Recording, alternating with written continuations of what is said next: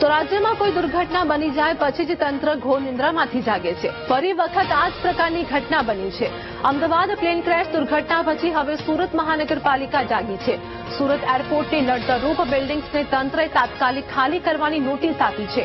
મહાપાલિકાએ 5 કરોડની કિંમતની 151 વૈભવી ફ્લેટ્સને ખાલી કરવાની નોટિસ આપી છે.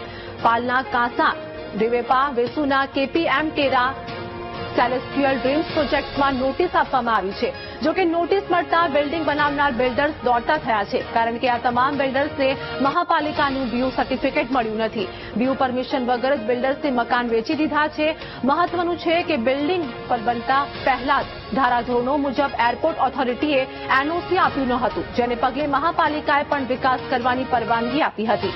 જોકે પછીથી એરપોર્ટ ઓથોરિટીએ બિલ્ડિંગને નિયમો મુજબ રાખવા માટે રિપોર્ટ આપ્યો હતો. એરપોર્ટ ઓથોરિટીના રિપોર્ટને ધ્યાનમાં રાખીને મહાપાલિકાએ બીયુ પરમિશન આપી ન હતી. જોકે પોતાના ખિસ્સા ભરવા બિલ્ડર્સે બીયુ પરમિશન વગર જ ફ્લેટ વેચી દીધા હતા.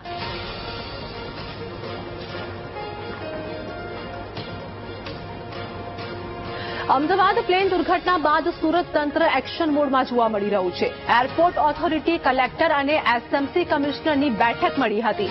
એરપોર્ટ આસપાસ નડતરરૂપ હાઈરાઇઝ પ્રોજેક્ટ્સ અંગે સર્વે કરવામાં આવશે. સુરત એરપોર્ટને મોટી અને ઇન્ટરનેશનલ ફ્લાઇટ્સ મુશ્કેલ મળતી રહી છે, જેમાં વાઇડ બોડી અને એરક્રાફ્ટના લેન્ડિંગ માટે હાઈરાઇઝ બિલ્ડિંગ નડતરરૂપ છે. એવિએશન એક્સપર્ટે વીટીવી ન્યૂઝને ટેકનિકલ માહિતી પણ આપી. હાલ સુરતમાં 200 થી ઓછા પેસેન્જરની ફ્લાઇટ લેન્ડ થઈ રહી છે. જે રીતે પ્લેન ક્રેશ દુર્ઘટના ઘટી ત્યારબાદ હવે ફરી એક વખત સુરત એરપોર્ટની આસપાસના જે હાઈરાઇઝ બિલ્ડિંગનો મુદ્દો જે છે તે ફરી ચર્ચામાં આવ્યો છે. સુરતને એરપોર્ટને ઇન્ટરનેશનલ એરપોર્ટનો દરજ્જો પણ મળ્યો છે, પરંતુ તેના કેટલાક નિયમો પણ હોય છે.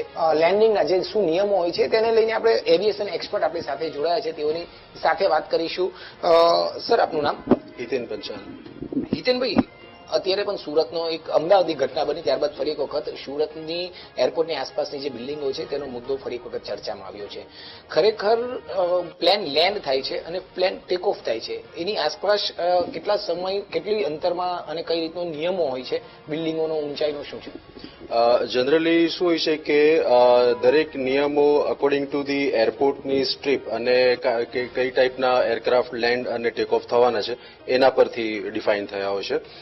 સુરતમાં જે રનવે બનાવ્યો છે, જનરલી જે રનવેના નિયમ છે એમાં એવું હોય છે કે સેન્ટર લાઇન, જે રનવેની સેન્ટર લાઇન હોય છે ત્યાંથી 150 મીટર સુધી ઝીરો કન્સ્ટ્રક્શન હોવું જોઈએ. ઓકે, અને જે બોર્ડર લાઇન છે રનવેની ત્યાંથી 60 મીટર સુધી ઝીરો કન્સ્ટ્રક્શન હોવું જોઈએ.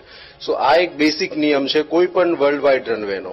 અને એ પછી એ રીતે ડિફાઇન થાય કે તમારું એરપોર્ટ સાઇઝ શું છે અને કયા એરક્રાફ્ટ લેન્ડ ટેક ઓફ થવાના છે.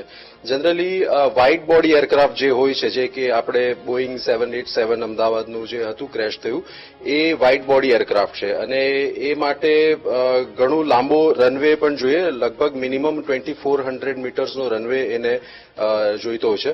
સુરતની એરપોર્ટને વાત કરીએ તો સુરતનો રનવે જે ઓલરેડી 2906 મીટરનો છે રનવે, તો it is sufficient. However the construction જે છે આજુબાજુ, એના થકી wide body aircraft land take off નહીં થઈ શકે. અને આ મુદ્દો ઘણા વખતથી છે કે જે કન્સ્ટ્રક્શન છે એ એક બિગ